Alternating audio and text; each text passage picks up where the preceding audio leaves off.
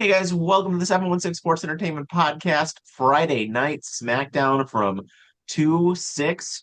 It's interesting. 2-6-2-6. I like that. Yep. Uh it's a good show. So far over the course of the year of our TKO 2026, SmackDown has been pretty good at the 3 hour mark so far. And we've had a bunch of stuff to talk about. We had a couple of title matches. We had an Oba Femi sighting and a couple of other really interesting things happen on this show. So with that, let's break it all down. As always, I am Mike, joined by Mr. Sean O'Neill. And how did we feel about SmackDown 2626? So for your first official show on SmackDown for the road to WrestleMania, I think that it started off pretty well. I really like the direction where a bunch of these stories seem to be going. And with our first set of Elimination Chamber qualifiers, I like the women's one. The men's one was I would have been happier, I think, if it wasn't Randy that won, to be honest with you. But I think overall, I liked the show. Yeah. So let's talk about those first, and then we'll get into some of the other stuff. But I want to, as we follow our new format here, which it seems so far you guys like, you guys kind of like this new format. Hold on, Mike. Based on, yep. What happened? I'll be right back. Oh, okay. Well, I'll keep going. So it seems like you guys like the new format that we have going so far with the good and the bad. So one of the things we want to talk about first is the oh my God, I'm like drawing complete blank here. The Tiffany Stratton, Chelsea Green, and Lash Legend match. So I like this match a lot. I really thought that all these women like completely just laid it out on the line. And overall, it was a solid match. Tiffany winning was the right thing to do. And they all really just stepped up their game like completely. I was very impressed. I was glad that Stratton got the win. There was some shenanigans with Nia Jax in this match, and Nia and Tiffany kind of like got in each other's faces for a second there, but that moonsault, the prettiest moonsault that Tiffany does, is just absolutely fantastic. And with her coming back, being basically the last person in the Rumble, that was she is the right one to do this with, and it seems like that might be the direction that they're going at WrestleMania, based on just like my early kind of initial gut feeling on all of this. It very much seems like it's going to be a Tiffany Jade rematch, but I don't know. What are your thoughts on that? I think that that is the smart play if Bianca Belair is stunning comeback like out of nowhere. I think that you have to have Tiffany be the one who goes up against her. Nobody else is an established enough threat, I think. I think that as much as I would like to see Jordan Grace be the one to do it, I don't think it's had the potential, and nobody wants to see Nia Jax again. I mean, Lash Legend, it's too soon. And I mean, as much as I would love Chelsea Green, I don't think WWE is committed to doing anything but like mid card stuff with her. It wouldn't be believable too, because Jade's been beating things for months. Yeah, exactly. So yeah, I definitely think that Tiffany going over in this match was the correct call. Yeah. But the match itself was good. I mean, these women show they have a lot of chemistry together. Lash did look a lot better in this too. I know we've been dogging on her a little bit, but she definitely looked better. She played the power role a little bit better. But Tiffany has really, oh, excuse me, Tiffany has really come a long way. And I feel like her in ring, I don't want to say like leadership, but like her conducting in the ring, if you will, in these like multi-person matches, she really comes across as a veteran, like a lot. And she does a lot of things to like lead people the right way and make sure that people are in the right spot. Like I caught it a couple of times where she was like kind of giving direction to the other two. And I was just like really, really impressed with that a lot. And I'm like, I mean, Lash is relatively young too, but Tiffany's very young. And I'm just super impressed with her acting, in her mid 20s, acting like and thinking like somebody in their mid 30s. She definitely has picked up, I wouldn't say mentorship, but I think like being able to direct in the ring a lot better as she herself has gotten better in the ring. I mean, I know we talked a lot of trash about her on the road to WrestleMania last year. But I think that the road to WrestleMania this year for her, she already looks like a much bigger star. Yes. Thanks. So with that, talk about the other chamber match, which was Randy Orton defeating Solo Sikoa and Aleister Black by pinfall to secure the first spot in the men's elimination chamber match. Now, this was no surprise, right? Like I knew going into this match, Solo obviously wasn't going to win. Right. Was thinking this would be a good opportunity to do something with Aleister Black, and maybe they still will. Um, but that's just the one thing I guess that's kind of disappointing to me about this whole thing. And I get it. Randy Orton's a huge star, and you want to have him on the show. And I mean, his RKO on Solo at the end of that match was so crisp and like fantastic. But I guess I'm just a little, and I don't want to put this in bad because like I've kind of just come to expect it at this point with certain wrestlers. But Aleister Black is another one. I'm just like, what are we doing with this guy? Because I kind of thought he was one of Triple H's boys. And I'm just like a little surprised that like this dude just can't pick up a win to save his life. Yeah, I mean, I know that they were talking about how people backstage were really high on Aleister Black, but it doesn't seem like he can win a match nowadays. I don't know. It's similar to when Dragon Lee was taking all those losses. Like, who did he piss off backstage? Right? Like, it's It what it seems like feels like. Um, you're right, though. This would have been a real good point to maybe try to push Black in a better direction. Like, maybe put him in the chamber and use that to start another feud when he doesn't win. Obviously, it's Randy Orton, and how do you not pick Randy Orton? But we all know that he's not going to win the Elimination Chamber. So I think it would have been fine if whatever feud you're going to have him in for WrestleMania, maybe you start that now. Maybe that's Trick Williams. Maybe it's something along those lines. You know what I mean? Just something. And honestly, I would have been perfectly okay with Solo winning too. I think Solo would be real good in the Elimination Chamber. yeah. I mean, yeah, I think he'd be fine. I don't believe Solo to be like a top of the card guy anymore now. He's firmly planted himself into the mid card, I think. And I think his days of winning a big title in the WWE right now, until they repackage him, are probably over. I mean, I have to imagine that if they do the MFT thing right, they could build them back into being a top of the card thing. I don't think it'll ever be quite as big as the Bloodline was, but I think it could be at least vision level. Yeah, maybe. It was also interesting too that Trick Williams was ringside but didn't join the commentary team. I I feel like he's probably going to find his way into this match as well. Oh They're yeah. they're really high on him. So I have a feeling when there will be some kind of triple threat that will put him into this match, I think. Trick is 100% going to lemon pepper stepper his way into the elimination chamber, and I look forward to it. I think that everything that they've been doing with Trick is everything that they should have done with Carmelo Hayes.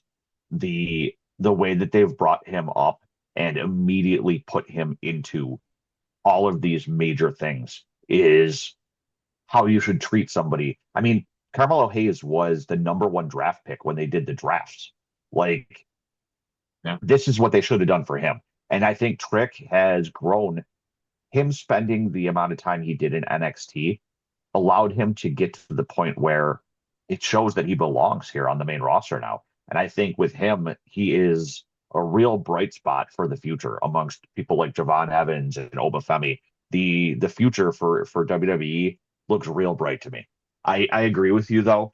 It was weird that he came out and I mean, yeah, he talked to Drew, and we'll talk about that in a minute, but The fact that he came out and he didn't join commentary, he kind of just sat there. He didn't get involved in the match. Like, I Yeah. don't quite understand the point of that. Speaking of the future of WWE, you did mention Oba Femi. I did just want to briefly touch on not only his match, but just the entire segment as a whole, which I give Kit Wilson a ton of props. That dude is funny as hell. That I was love such it. a great segment. The whole thing with his toxic masculinity. And then you had what was it, Priest and R-Truth watching backstage and like I mean, Oba Femi obviously came out and just destroyed him. But I mean, it was just absolutely awesome. I'm really very much enjoying his new character, and the audience really seems to like his intro a lot. Like they're Yep. really behind him. So I hope he gets himself a proper little push. I did very much enjoy this, and I still am probably of the mind that Oba may end up on Raw, but this was fun. This whole thing was fun, and I enjoyed it a lot. It helps that Kit Wilson is real committed to this stupid toxic thing. And Yeah, and the fact that he's got that real catchy that that tune that he comes out to is real catchy. yeah, it Um, is. Yeah, it Kind of is. reminds me of the Fandango era and like Yeah, Tyler Breeze yeah, in that. I feel like it every does. few years they have to have a character that is like ambiguously gay. And I feel like Kit Wilson currently fits into that, especially with the other half of Pretty Deadly missing. Alton Prince, I think his name is. But Yeah, I just I don't know that we'll ever get anything more than this. And I will admit, when he first debuted this character, when he was just sitting in the wheelchair yelling toxic at Damian Priest, I thought that it was going to be absolutely terrible. But I am 100% down for seeing this where this goes, and the fact that he's still engaging with Matt Cardona about it. yeah. So the last thing before we talk about Drew, the last thing, because I would say that the stuff with Drew probably also falls into the good, but the last thing on this show that falls into the good for me was the match between Miz and Mello. And I enjoyed this match a lot. I'm hoping that this is the conclusion to this story. I think at this point, I hope that these guys can go on to better things. It was a little odd to me that Dragunov didn't put up more of a fight to kind of be the challenger for this week, but maybe a little out of character for him. I don't know.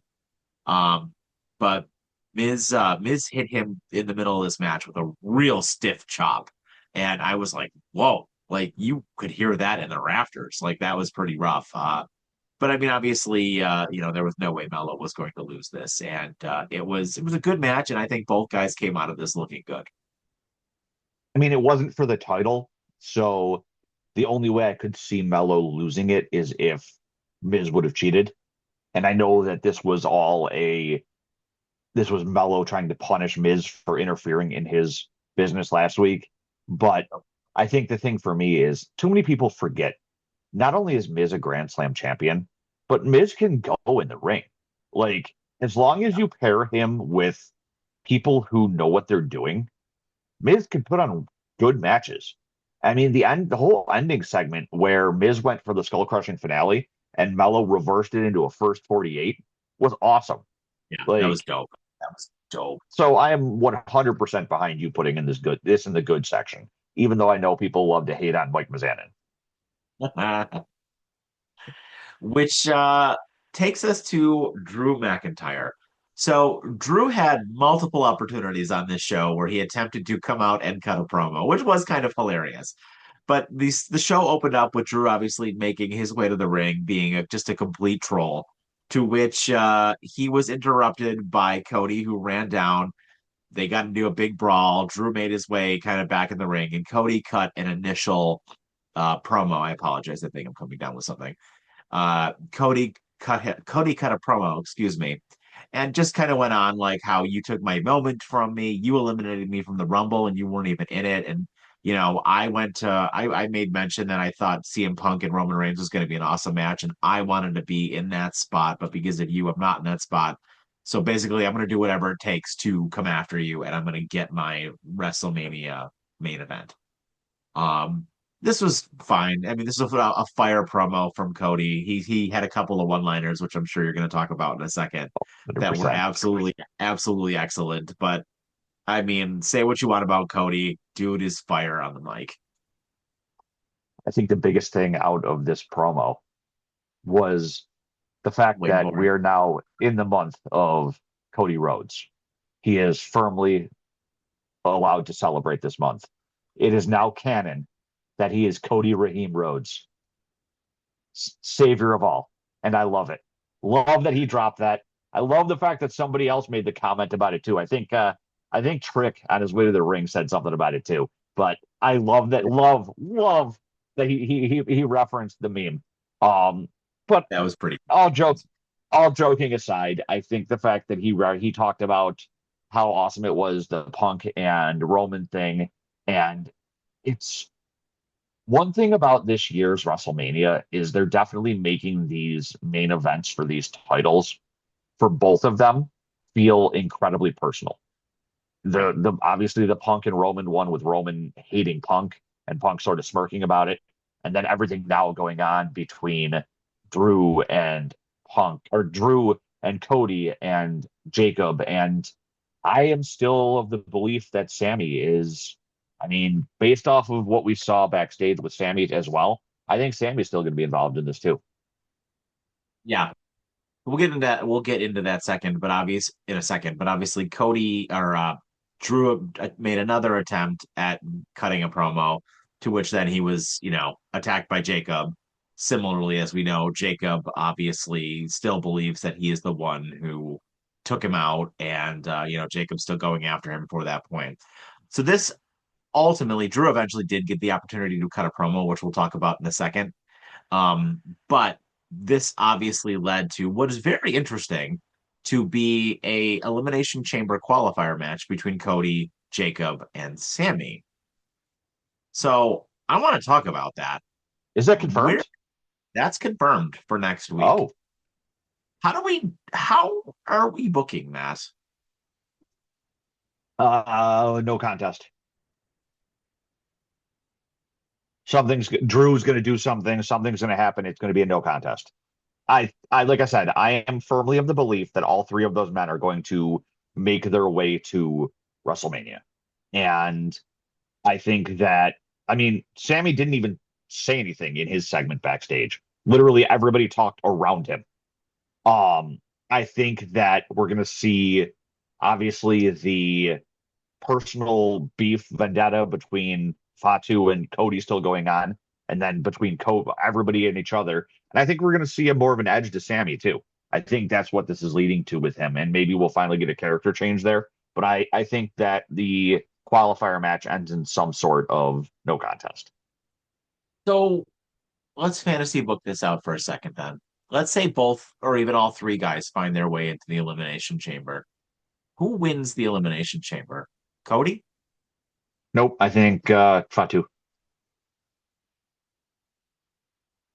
And then I think Cody just becomes such a pest to everybody that they add him into it because he won't stop attacking Drew. Or I mean, theoretically, either of those guys could fill that role. You know what I mean? How do and then how do you get Sammy in there? Not sure. Wins maybe he wins some sort of match over Drew, finally beats Drew in like a qualifier match and earns his way in. Like Drew says, "Oh, I'll give you another match against me, and if you and just because I know you can't beat me, and if you manage to beat me, you're in the match." Something along those lines. Yeah. Yeah, you're probably right. And then looking at it that way, if it is in fact a fatal four-way for the title, I could pick Sammy to win. I think Sammy would win too. I And I think that if it don't ends think up being, I think Sammy would probably pin Cody. yeah, I don't think Sammy pins Drew. Honestly, I don't think Drew gets pinned at all. No, no, I because it fits his character to not get pinned because Yep, then he can go on a tirade about getting screwed again. yep, Drew is 100% not going to get pinned if this is a multi-person match. nope. Even if it's just a three-way, it'll be one of the other two guys that gets pinned. Yep, absolutely. That's hilarious. I like it. Book it. Book it. I like it a lot. I hope that's the direction that we go. Which takes us to the bad.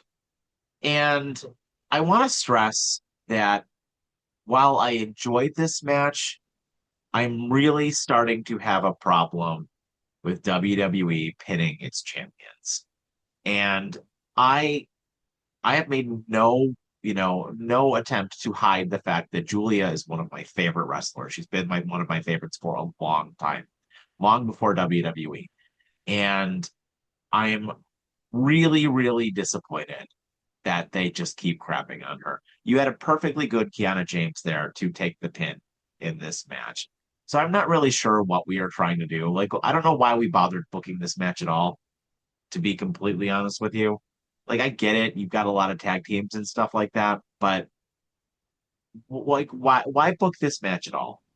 It seemed kind of completely pointless to me. You could have just had Tiffany and Lash in this spot and then put Kiana James or Giulia into that qualifier match. It literally feels like they just booked this match just to give Kiana James and Giulia something to do, to be honest with you. Like, there's still the problem is, and it's the same thing I've been saying now for the last 6 months. They don't have anything for Giulia to be doing because they don't have anybody available to put her up against. Everybody is tied up in the tag team division. Like, no, that's why you only ever saw her against Chelsea or I mean, hell, give me a match against Alba Fire for Christ's sake. She's still there. She can wrestle. Like, there's with Jade Berg having hurt Michin in BFAB, it takes out like the most of the very few amount of single women's wrestlers there are at the moment. And I don't Get more. know how. What was that? I said you need to get more of those NXT women up there or something. Yeah, because I don't know how You don't have WWE enough managed single to. stars.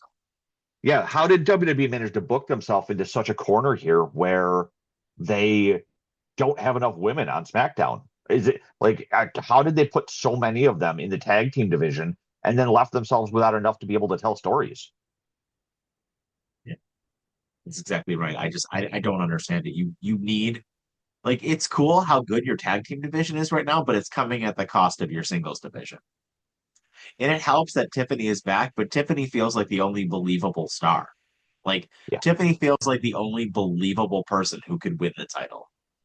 yeah. So like, and I'm thinking about like who else is gonna be in this elimination chamber match. And I'm like, I can't think of anybody like if it's gotta be a SmackDown person, like who else is gonna win this match? Like it's just silly to me. I bet Julia ends up in it. Probably. Probably. Which takes me to Tama Tonga versus Shinsuke Nakamura.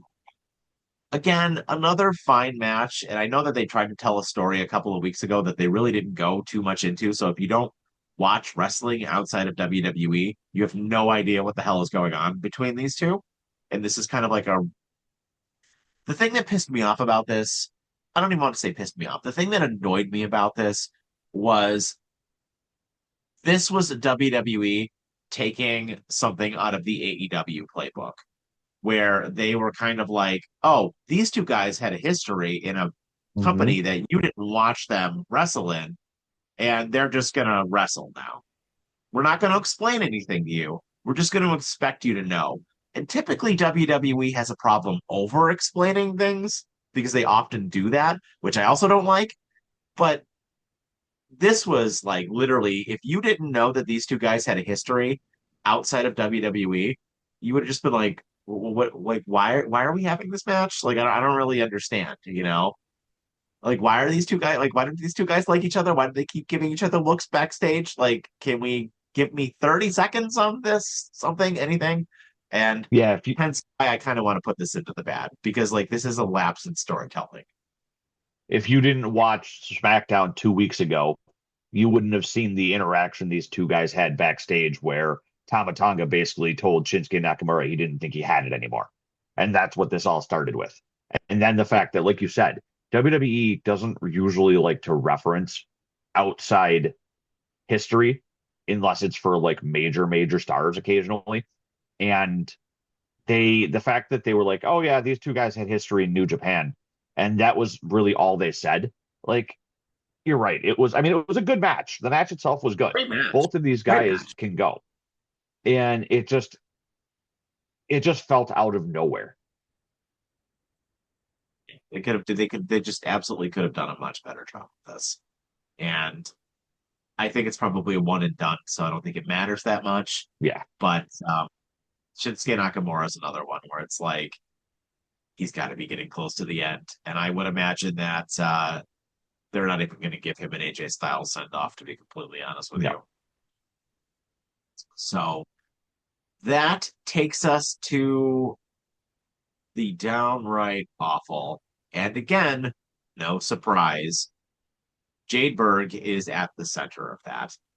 And this segment started off with Liv and Raquel, cutting a promo. Liv basically, saying, I haven't said that I'm going to choose Stephanie or not yet, more or less was the crux of this promo. I might choose Jade, which brought out Jade to the ring to just be a friggin' clown, as she always is, not know how to cut a promo. I'm that bitch, as she usually is, which then brought out Jordan Grace, who basically told, who was like, no, this is going to be my title, blah, blah, blah, blah, blah.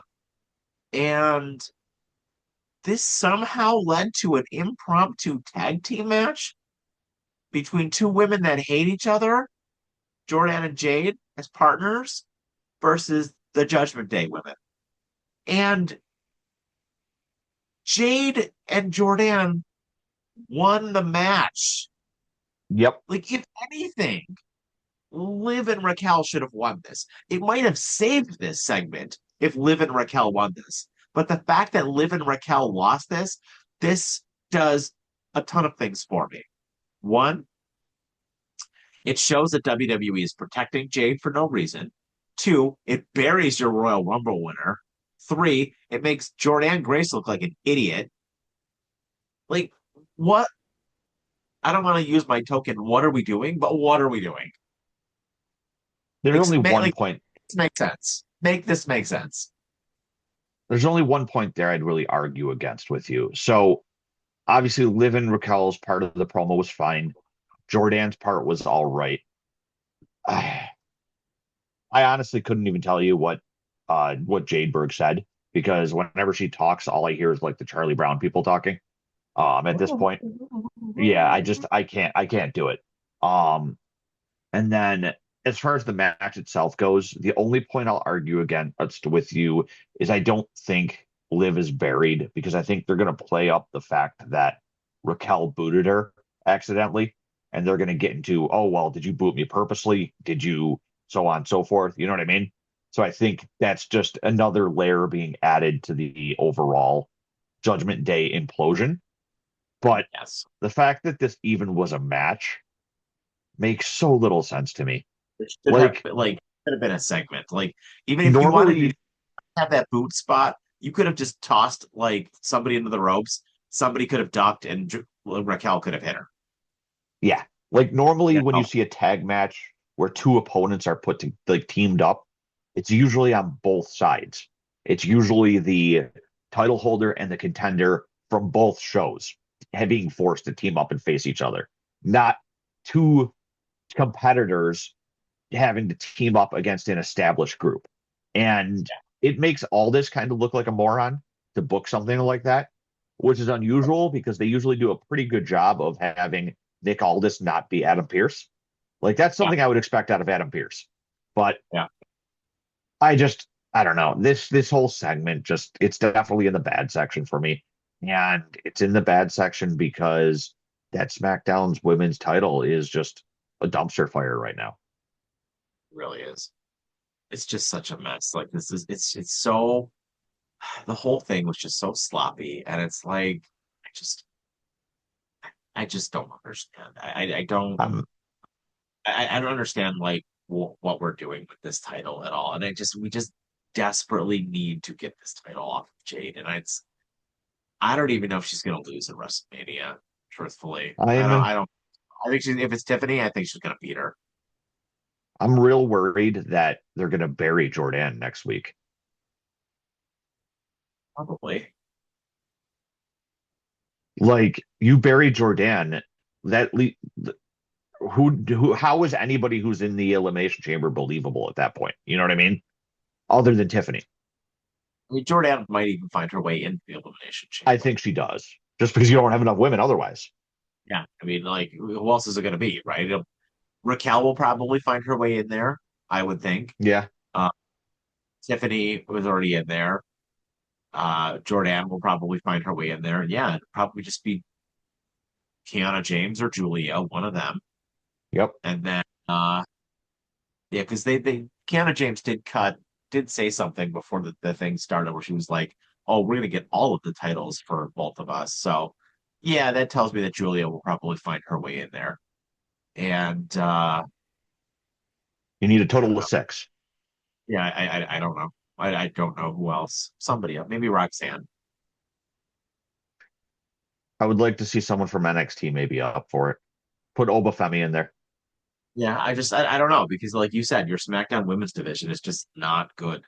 It's just not good. No, even the Raws isn't that great because they have so, and it's because they have so many people all tied up with the tag teams. So so that was Friday Night SmackDown. So overall, it was an up and down show. Had some good, had some bad.